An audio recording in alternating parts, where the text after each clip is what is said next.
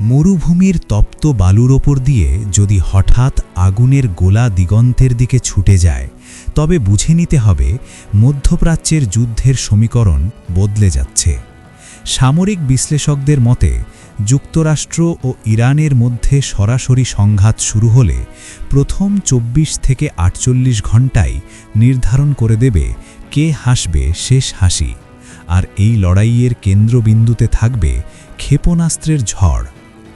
আকাশে মার্কিন আধিপত্য খর্ব করা কিংবা সমুদ্রে মার্কিন নৌবহরকে হটিয়ে দেওয়া তেহরানের জন্য প্রায় অসম্ভব।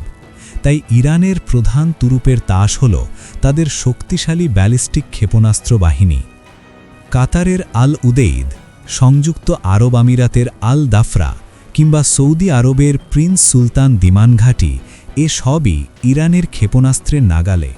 স্থির অবকাঠামো এবং রানওয়ে নির্দিষ্ট স্থানে হওয়ায় লক্ষ্য নির্ধারণে খুব বেশি গোয়েন্দা তথ্যের প্রয়োজন পড়বে না তেহরানের।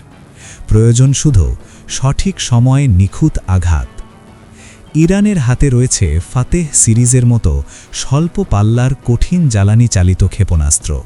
এগুলো মোবাইল লঞ্চার থেকে দ্রুত ছোঁড়া যায় বলে মার্কিন বাহিনীর পক্ষে হামলার আগে এগুলো খুঁজে বের করা কঠিন। ইরানের মূল লক্ষ্য থাকবে মার্কিন যুদ্ধবিমানের উড্ডয়ন পথ বা রানওয়ে ধ্বংস করা। পারস্য উপসাগরীয় অঞ্চলে তারা মোতায়েন করেছে প্যাট্রিয়ট ও থার্ডের মতো অত্যাধুনিক প্রতিরক্ষা ব্যবস্থা। কিন্তু একটি বড় সীমাবদ্ধতা হল এসব ইন্টারসেপ্টার বা প্রতিরোধক ক্ষেপণাস্ত্রের সংখ্যা সীমিত। ইরান যদি একসাথে শত শত ক্ষেপণাস্ত্রের ঝাঁক ছোড়ে, তবে প্রতিটি লক্ষ্যবস্তু রক্ষা করা প্রায় অসম্ভব হয়ে পড়বে।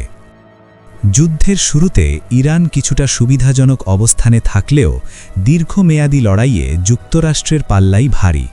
মার্কিন স্যাটেলাইট, ড্রোন এবং অত্যাধুনিক নজরদারি ব্যবস্থার মাধ্যমে একবার ইরানের লঞ্চারগুলো শনাক্ত হয়ে গেলে শুরু হবে বিধ্বংসী পাল্টা হামলা।